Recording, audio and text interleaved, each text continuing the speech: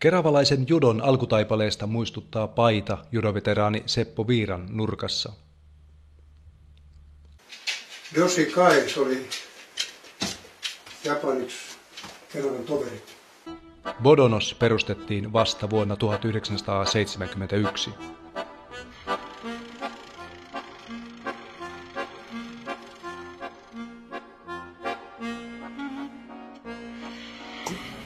'69, kun me ruvettiin puuhaamaan uutta seuraa, mutta varsinaisesti 70 keksittiin tälle seuralle nimi ja pikkuhiljaa sitten verittelyasuja ruvettiin touhuamaan. Ja niin siitä alkoi niin näkymään katukuvassa ja saleilla ja kilpailupaikalla nimi Bodonos. Tilat olivat alusta lähtien ongelma. Nykyisillekin judokoille ahdasta Eirontien salia käyttivät painonnostajat ja judokat yhdessä.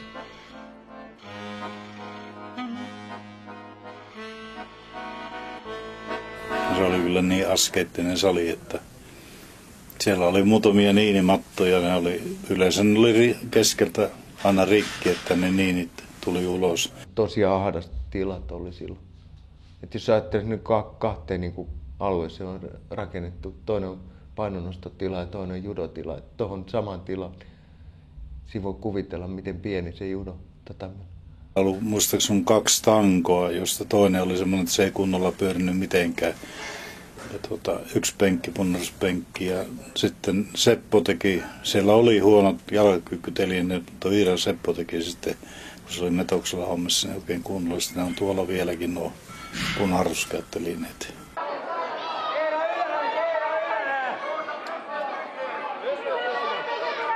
Janne Nymanilla on yhdessä Seppo Viiran ja Markku Toropaisen kanssa seuran korkein 3. danin musta vyö.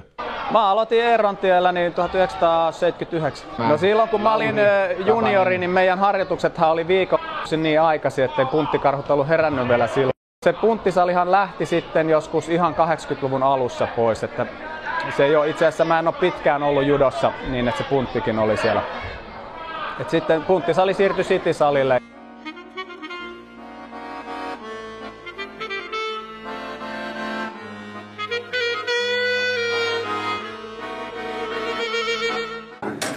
Oli horumaa Viru. Minkä? Siinä on Tahvanaisen Keijo ja se mestari painaa. Ylipainaa.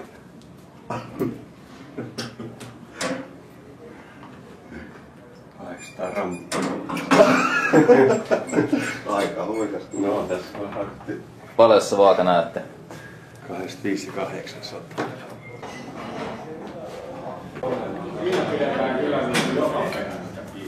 Keijo Tahvanainen edusti Suomea olympialaisissa vuonna 1984 Soulissa ja 1992 Barcelonassa. Ja nyt sitten 147,5 kiloa painaa tuo rautaromu, kun Keijo Tahvanainen Keravan Bodonoksen 28-vuotias nostaja, toinen tempaus.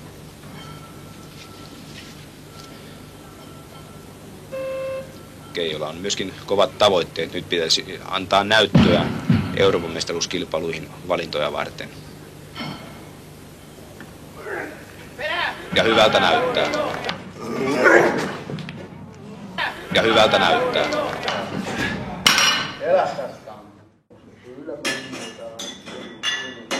Olen Yrjö Haatanen, syntynyt Sortavallassa ja Jyväskylässä aloittelin reenaamaan ja kilpailemaan. Sitten muutin tänne Helsinkiin ja Helsingistä vielä tänne Keravan Bodonokseen.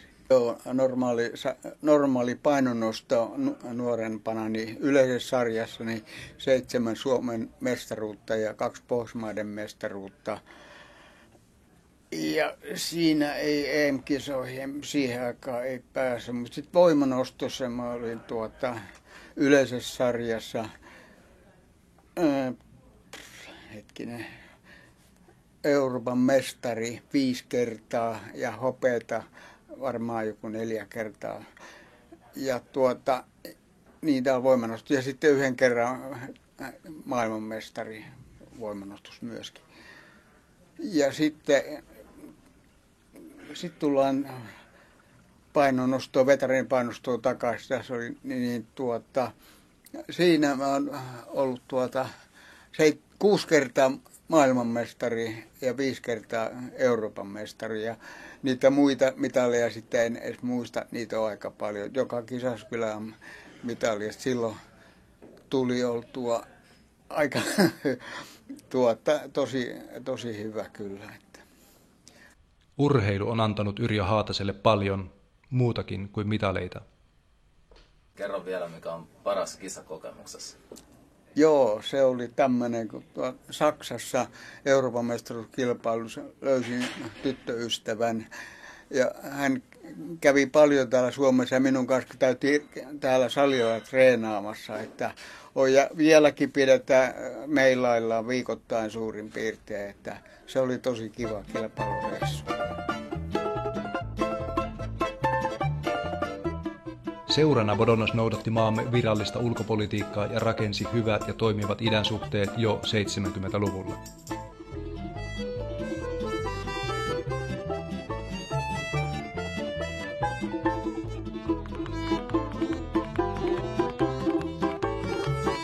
Neuvostoliittolainen huippuvalmentaja Jakub Kublov kävi Suomessa useita kertoja. Tässä ollaan Pajulahdessa vuonna 1982.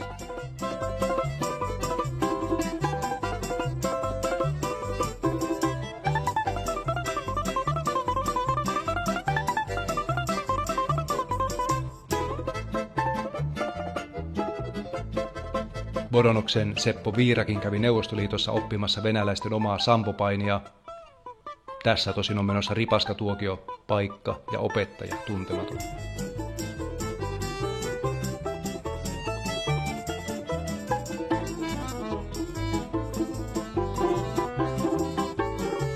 Kublov valmensi Vladimir Nevzorovin judon olympiavoittajaksi vuoden 1976 Montrealin kisoihin. Näissä kuvissa Kublovin heiteltävänä on Seppo Viira. Yhteistyö loppui, kun Neuvostoliitto hajosi 90-luvun alussa. Myöhemmin kiellettiin Kublovin opettama tekniikkakin.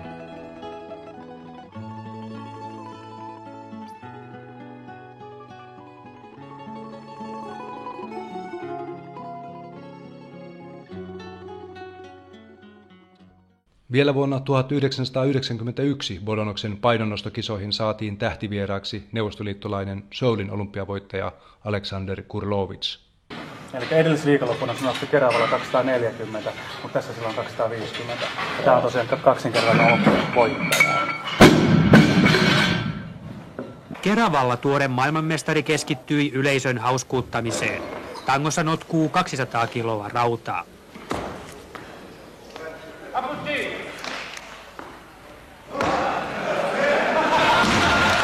Naurattajakin kuitenkin vakavoituu pohtiessaan itänaapurin myllerrysten vaikutusta maan urheiluun.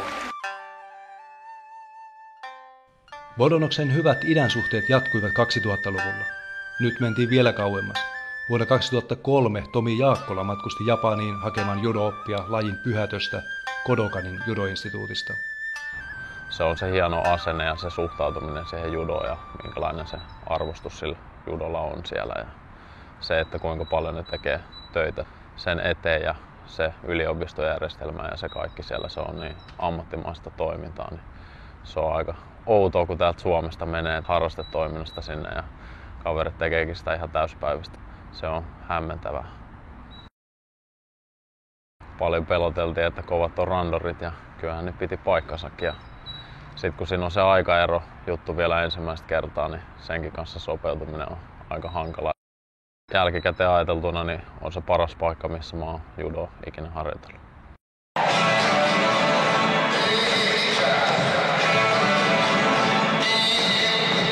Kampon lajit on aina kiinnostanut mua aika monipuolisesti ja sitten joskus tuolla 2000-luvun alussa niin alkoi Suomeen rantautua näitä vapaaotteluja ja lukkopaineja ja muita kisoja. Sitten mä kävin silloin ihan alkuun, kävin kokeilemassa niitä otteluita kanssa ja Brasilian jiu-jitsussa voitin Suomen mestaruuden ja lukkopainissa on SM-mitaleja ja Finnish Open-mitaleja. Sitten on muutama ottelu vapaa-ottelun kanssa otellut ja siellä voitin shootfightingin Suomen mestaruuden kanssa. Judo-pohjalta niihin on aika vahvasti menty, että ei ole hirveästi kerätty itse niitä lajeja reenata. Samanlaisia lajikokeiluja oli Bodonoksellakin. Välillä mukana oli karate ja aikido, kunnes lajien harrastajat perustivat oman seuransa. Painijoitakin oli mukana 90-luvulla muutaman vuoden ajan. Mitaleita seuralle on tullut painonnoston lisäksi myös kehonrakennuksesta.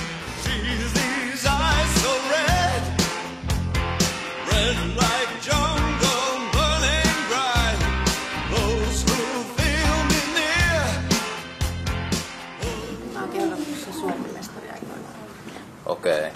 Miltä vuodelta? 86. Niitä kuvia on itse asiassa me annettiin.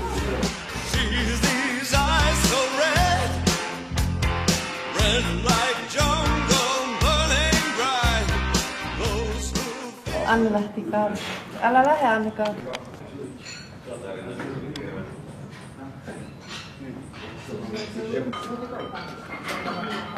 Nuoren ihmisen se ihmisen taso, mistä aloitetaan. Se on semmoinen testausliike.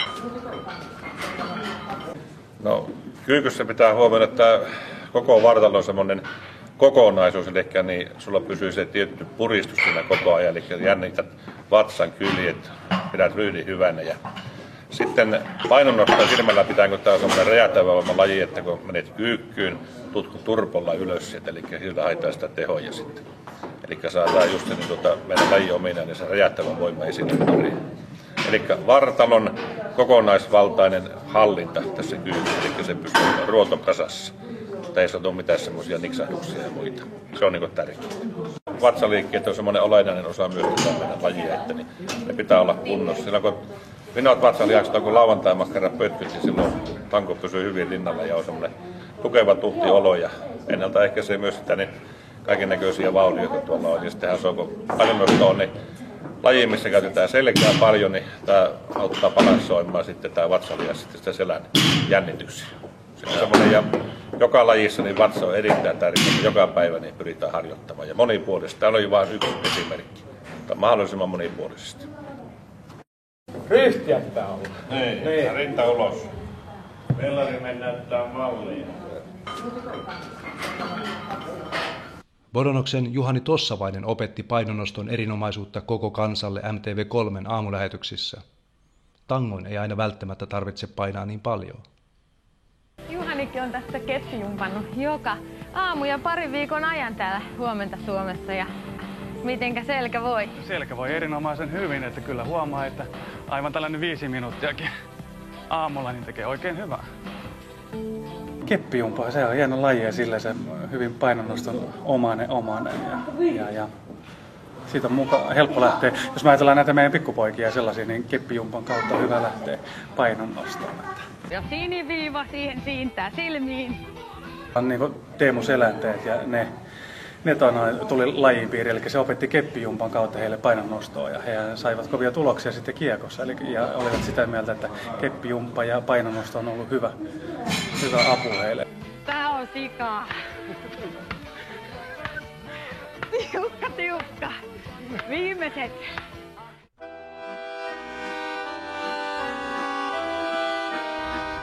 Mä oon Ilari Marstio ja mä oon tällä hetkellä judojaoston puheenjohtaja. Ja mä oon aloittanut täällä seurassa tai oman judourani vuonna 1988.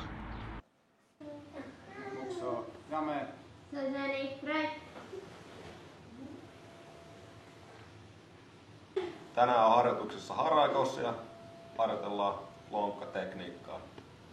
Ihan ensimmäiset harjoitukset tuntuu aina, että menee hemmetin hyvin, kun kaikki on vähän peloissaan ja ihan hiljaa. Tuntuu, että tähän menee hyvin.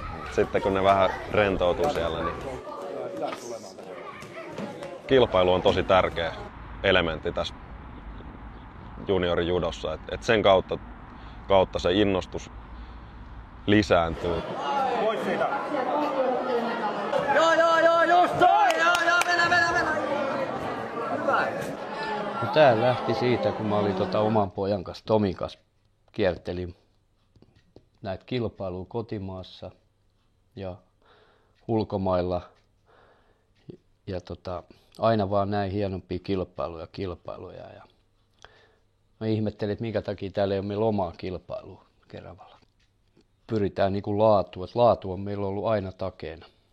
Tämä on mun mielestä tämä huippukilpailu Etelä-Suomessa tällä hetkellä. Nyt otettiin viime vuonna käyttöön, 2010 otettiin tämä Samurai-kuppi, että me saatiin tämmöinen kova kansallinen tämmöinen näyttökilpailu tänne meille. Tämä koko Podonoksen väki on tehnyt tästä ihan huippukilpailu. Voisi sanoa, että on kyllä ylpeä. SM-mitaleitakin on tullut tähän nyt meikäläisen aikaan lähes 40. PM-mitaleita, maailmankupin mitaleita. Nyt mulla on tällä hetkellä tosi hyvä tyttö tuossa Susanna, ketä valmentaa. Se kuuntelee, silloin on aikaa kuunnella. Ja sen takia tämä valmentaminen on tosi hyvä. Ja nytkin on just Susanna valittu nuorten maajoukkueeseen tällä viikolla. Et kyllä tässä niinku olotila on todella huippu. Mä tykkään sillä otella, että katsoo, että kumpi on parempi. Et en mä judoa niinku muuten tekisi, jos ei kilpailu voisi. Kyllä se kilpailu on se mun juttu sitten. Kun naisia täällä ei ole, niin mun lisäksi oikeastaan ollenkaan, niin miesten kanssa tulee treenattua sitten. Että ne on semmosia 90-kilosia suuri osa. Että kyllähän siinä on aika paljon vääntämistä, että pysyy pystyssä. Ja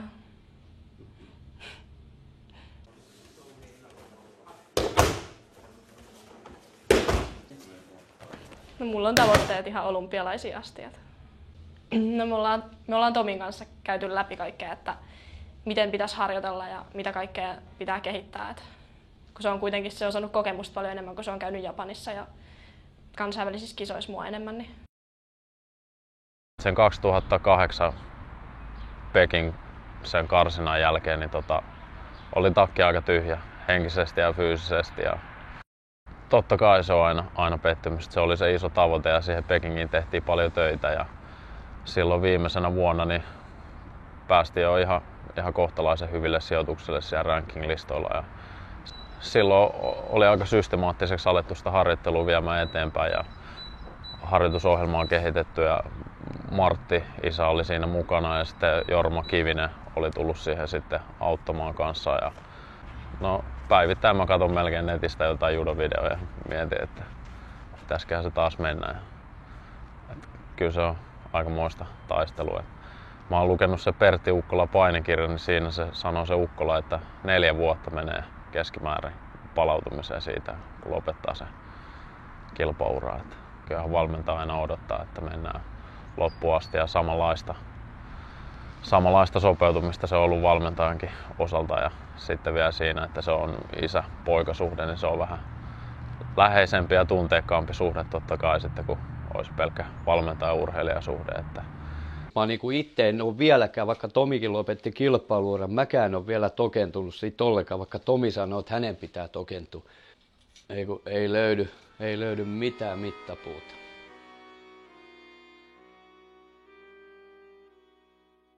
En ole ikinä unohtanut sitä juttua, että kun Tomi tuli maailmat pitkältä kilpailumatkalta, niin se sanoi aina, että hän haluaa mennä omalle kotisalille hakea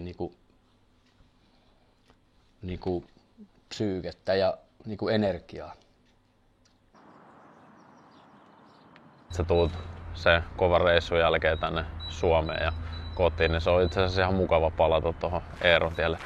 Aina kun sinne salille tulee, niin itsestä tuntuu siltä, että mä tuun taas itse oppimaan tänne jotain lisää. ei mulla ole ikinä semmoista ajatusta, että nyt mä tuun tonne salille ja hei, mä oon nyt nähnyt ja osaan kaiken, että kattokaa näin ne temput tehdään. Että Hei, miksi tää taulu on vinossa? Kyllä mä opin ihan paljon niiltä muilta sitä asioita, kun ne oppii ehkä multa sitten jotain. Että onko judo osa elämää vai elämä osa judoa, niin mä en tiedä kumpi niistä sopii mulle paremmin. Se on niin kuin antanut tosi paljon ja henkistä kasvua ja fyysistä. Ja se on todella monipuolinen kokonaisuus ja jatkuu läpi elämän. Tomilla on aina ollut päämäärä. Siinä on yrittänyt sitten olla mukana. Enää ei pysy. Kattokaa näin ne temput tehdään.